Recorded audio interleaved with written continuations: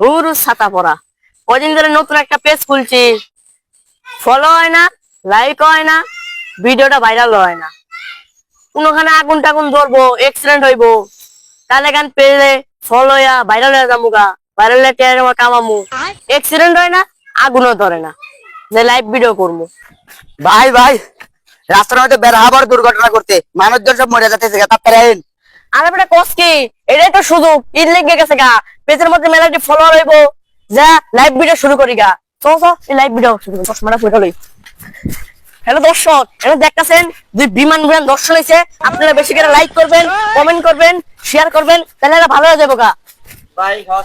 আরে হাসপাতাল পরে এই ভিডিওটা ভাইরাল হয়ে গেছে গা, মেলা মানুষ দেখতেছে, শেয়ার করতেছে, কমেন্ট করতেছে।